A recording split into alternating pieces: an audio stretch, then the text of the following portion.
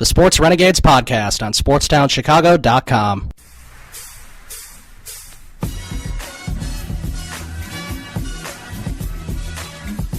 Welcome back to the Sports Renegades here on SportsTownChicago.com. I'm Ryan Stuprich. And I'm Ryan Risky. We talked, first hour, we talked mostly about football and pretty much all football. We talked about the Bears, talked about some of the coaches who are on the hot seat, which is like over half of them. And then we we gave our picks for NFL Week 13. So now we're transitioning into baseball and the offseason moves that the Cubs have made so far, and maybe some moves to come during or before the winter meetings start on Sunday.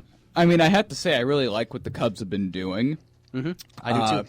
Because I'm glad they did not shell out that contract price. I mean, I don't want to be paying a guy $31 million until he's 38. I mean, after seeing how much money they gave, I'm so glad that they didn't waste $210 million 7 years. Honestly, the Lester contract looks like a bargain compared to that, and what Johnny Cueto could get or someone else. Obviously, the Jordan Zimmerman contract to Detroit, that was actually a really nice deal. It was a pretty nice deal. It makes you wish the Cubs maybe had given him that deal, and then it would have been like, all right, we've got good pitching staff. Let's focus on the bullpen, which I like what they've been doing with that. They've been claiming a lot of hard-throwing guys off of waivers to see what Chris Bosio could do, like Rex Brothers. They finally got a strikeout lefty in the bullpen. They kept re-signed Clayton Richard, which was nice. Yeah, kept Clayton Richard. I say really the next thing you need to do is re-sign Cahill. You definitely need to re-sign Trevor Cahill. He was lights out every game but those games against the Mets. He was lights out.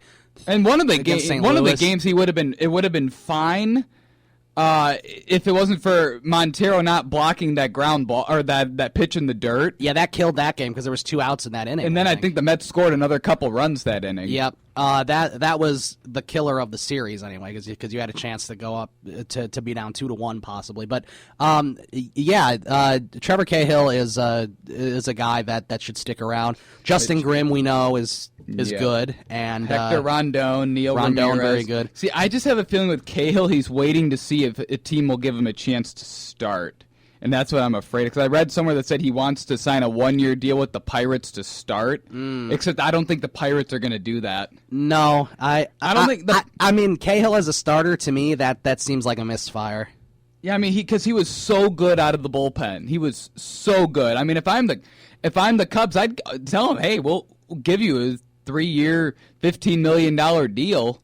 Except, I mean, obviously, don't turn into Edwin Jackson. Except he might be looking for like the best fit for him because he's making a ton of money because of it. He's making like $12 million a year for the next couple of years because of his contract with the Diamondbacks. Yeah. So I mean, he's not really I don't think he's gonna go to the highest bidder, which I think will become a problem. Which I really wish the Cubs still had another year of him. Yeah, that would be nice. It's going to be sort of an interesting development with who they keep and who they don't. And, also Pedro Strop, I mean, he's had his ups and downs. And it's more of he's good against 28 teams, and then he's terrible against the Cardinals. Yeah, he really is. I mean, really, his ERA against teams that aren't the Cardinals was like a 180-something. Against the Cardinals, it was 19.7 or something outrageously bad. I think the Cubs like him enough, and I think Joe Madden likes him enough and thinks that they can be developed. He's really good. I mean, he pitched well against the Cardinals in the playoffs, so I don't think he gave up any runs against them in the playoffs. Yeah, every time I see him pitch live, he always does something wrong, and he always that game against the Diamondbacks I was at, Cahill was lights out.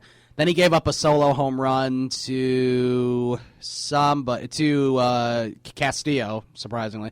And then Pedro Strop came in and gave up a 2-run homer right away to Nick Ahmed, and that was kind of strange. And the Cubs ended up winning 6-4. They went into that game leading 6-2. So, yeah, I mean Strop is lights out. I mean Grimm's good. They've got a good bullpen. They just really what they need is a really good lefty to go along with Clayton Richard. I thought Richard did a phenomenal job last year, except you need more of one that can throw a little harder than Richard, that can maybe get it to like 92, 93 on the fastball and strike guys out like Rex Brothers. So hopefully he can stay healthy and Chris Bosio can help him fix the walks. Right, and then addressing offense, I mean it's still I would love for them to re-sign Fowler. I don't know how many teams Fowler's talked to. I'm sure he's already been talking to a lot of teams. The Mets are looking at him as an outfield option. I hope he stays with the Cubs. I would love to have him back. It's just a matter of if he's willing to take possibly a pay cut to stay with the Cubs. Right. I mean, yeah, that's another thing. You know, I hate when guys say, "Oh, it's never about the money," and then you have Scott Boras clients that go and sign mega deals. Like I remember with Scherzer, he said it was never about the money. The money meant nothing to him when he signed his 7-year, $210 million contract. Then with Scott Boras, right? And you know that's the same thing with David Price. I mean, Price to Boston for that same amount of money. Like, wow, he's in Boston now. It's kind of crazy. I'm surprised all these moves have been happening before the winter meetings, and I think it's really good for the baseball offseason because then teams can focus more on trades because trades is what makes the winter meetings so good. That's true. There's always trades, and a lot of them are very exciting, Yeah, too. a lot of good trades. The winter meetings. I have a feeling the Cubs will be right in the thick of things. That's why baseball has the best offseason is because of the winter meetings. It's not like basketball, hockey, and football. Like, day one of free agency, teams are signing guys, and you know you want that in baseball. Except if that were to happen, the winter meetings wouldn't be as good. Yeah, I completely agree. And I mean, and the thing is, and now Zach Greinke is choosing between the Dodgers and Giants, and I had read a report that said the Dodgers are reportedly thinking about offering him a 6-year, $210 million deal. Which do they even have that money? It's their payroll was over $300 million last year. Do you know they paid over $50 million in luxury taxes for going over the luxury tax limit? I wonder. Wow, that's crazy. I wonder what the Giants offer would be. Who knows? I mean, not nearly as much. The thing is, what are the Dodgers going to do if they don't re-sign Greinke? I mean, well, if he goes to the Giants, they're going to have to go and overpay Cueto. Right, and the Cubs could still be in the running for Cueto. We don't know. Yeah, I don't think the Cubs have much interest in Cueto. I'm hoping. Of course, they could get Mike Leake. They could get Jeff Samardzija. You know, I guess there's outside chances for Greinke, but it sounds like he's probably going to stay with the Dodgers. But you know, there's outside chances for Cueto. I think he's using the Giants as like a decoy to try to get the Dodgers to give him more money because when he signed with the Dodgers a few off seasons ago, he said it was all about the money. He said that whoever gave him the most money he was going to sign with, which I mean you don't really like hearing a guy say that, except he was being straight up. But you know, I have a feeling that he's using the Giants to try to get the Dodgers to give him even more money. Right. So yeah, it'll be interesting what the Cubs do because a lot of these pitchers are going away now, and if the Cubs wanted to sign a big free agent pitcher, that sort of has passed a little bit unless they, unless pretty soon before the winter meetings, if they sign like Mike Leake or something like that, or if they do end up signing Jeff Samardzija. And if you look at the White Sox right now, they've made 2 moves. They've upgraded their catcher position. They have Alex Avila and their backup Dearner Navarro. I think Navarro's going to be the star. See, the thing with the Sox doing that tells me that their front office doesn't know anything. They don't know what they're doing. It was peculiar. That says that they have no idea what they're doing long term for catcher. They don't know what to do. Like they signed 2 guys to 1-year deals. Avila's 29, Navarro's 32 probably. Avila's hurt every year. Navarro's a good hitter, but I mean, come on, I don't think he can catch. I mean, they could probably deploy him as a DH some days if Adam LaRoche starts playing the way he did last year. I don't think he can catch every game. Yeah. Except, I mean, this really tells me they don't know what they're going to do at catcher because after this season, both of those guys are going to leave as free agents. Oh, clearly. I mean, they have no clue. I don't even think they have anything in the minor league system at the catcher position. I'm not sure, but if they do, the Sox will find a way to ruin that because they've never really had a good catcher, and they were lucky to have AJ when they had him because before and after that they've had nothing at catcher. Right, and they signed AJ as a free agent, and they only got him because it was either the Twins or Giants released him, and they couldn't stand him. Yeah. I think it was the Giants. Yeah, well, he worked well with the White Sox because the White Sox are kind of an organization a lot of people are annoyed with. He fit right in there. So. Right, I mean, with the White Sox, it really just showed that they don't know what they're doing. They have no solution for catcher. It doesn't make any sense. Why would you sign Alex Avila and then Dearner Navarro? What happens next year when both of them leave as a free agent? I mean, literally, you don't have Tyler Flowers anymore. Who's gonna be your starter? I wonder if anyone will pick up Tyler Flowers. I have a feeling he's not going to be playing baseball next year. I don't know. I have a feeling that some team will offer him a contract just because he's had some decent grades as a pitch framer. As like a backup catcher or yeah, something. I think so. I'm pretty sure he'll find work. He's not going to be starting. I know that. Not unless the White Sox re-sign him and try to make it a 3-catcher battle. And Gordon Beckham signed with the Atlanta Braves, and I think he's from Georgia, so he's closer to home there. Yeah, just like A.J. Pierzynski. Yeah, just like A.J. Pierzynski. So now him and A.J. can walk around together in Atlanta. And talk about, remember 2005, and then Gordon Beckham goes, no, I wasn't there, and remember 2012 when we almost made it? Yeah. Yeah. remember the team a couple of years ago, and AJ will be like, no, I left before that massacre. Yeah, exactly.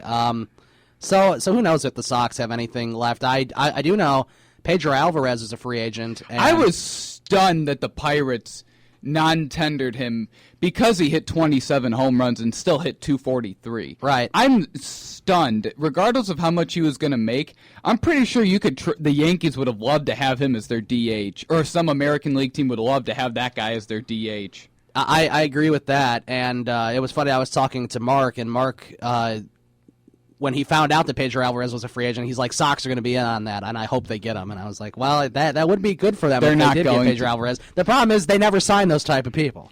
Right. They'd sign Adam LaRoche and Adam Dunn-like guys. And the thing is, if they signed Alvarez, he'd probably start hitting 215, wouldn't be hitting many home runs. It's a hitter-friendly park. He'd be striking out and hitting ground balls into the shift just like Dunn and LaRoche. Yeah, it'd be the same story. See, that's the thing. It's a hitter-friendly park at the Cell, and Adam Dunn couldn't do it, and Adam LaRoche really couldn't do it. So I mean, they can't find left-handed power hitters there. No. I mean, Adam Eaton hit more home runs than Adam LaRoche. Can you believe Adam Eaton had double-digit home runs this year? Unbelievable. He had more than Adam 11 LaRoche. or 12 or something. And he had more home runs than Adam LaRoche. I mean, that's unbelievable. On. Yeah, it's a bad situation that they're in, and obviously their pitching is pretty darn good, especially if they get Carson Fulmer to come up and he ends up being as good as people say. Then you got a pretty good solid four with Sale, Quintana, Rodon, I should say, not Rondon. I'm going to get those confused. Everyone does, but and then Carson Fulmer. I mean that's a pretty good 1, 2, 3, 4. The problem is their offense is really going to sink them again, and their bullpen is pretty bad. And it's always been pretty bad. Right. Their bullpen's always bad, no matter who they sign, who they trade for. It's just how it is. Yeah, pretty much. And so David Price is a Boston Red Sox player now, and we'll see who else makes a lot of moves. It'll be very exciting. Winter meetings, I think, go Sunday through Thursday. Yeah, and Thursday is just the Rule 5 draft. Yeah. So are we? The last few years we've seen very exciting things happen at the winter meetings. So hopefully we'll be able to see it again. That was when John Lester became a Chicago Cub, so that was always kind of special. They traded for Montero and signed Hamill there. They traded for Montero, signed Hamill. I'm assuming Hamill will be gone, right? I mean, you can't keep him on the team after what he did in the playoffs, right? Unless they... See, we don't know what the Cubs are doing. They seem to think that the second half for Hamill was a fluke. They seem to think that they rushed him back from that hamstring injury. I don't know. I feel like he's going to blow up. I have a feeling that he'll be good in the first half again and bad in the second half again. Oh, I would rather have them not have him than have him have a good first half, bad second half. Because last year, I mean, it really sunk us at the end when he kept going out there every game and he kept giving up 4 or 5 runs in 4 innings. Right, and when they'd keep saying, when he was pitching, they would just be like, today's a bullpen day. Right. You can't have that down the stretch again. No. Which is why I think they're going to try... You're not going to win the NLCS doing that. Right, which is why I think they're going to try to sign like a Mike Leake or a Samardzija type guy. Do you believe Samardzija when he said that he had a $100 million offer on the table? Do you believe that he does? Unless it was from the Dodgers or something. No, I can't imagine. I don't believe him. If he had that if he had a $100 million offer Yankees, on the table, maybe? Well, if he had a $100 million offer on the table, why wouldn't he have accepted it? Because no one else is going to give him that. No, the Cubs won't give him that.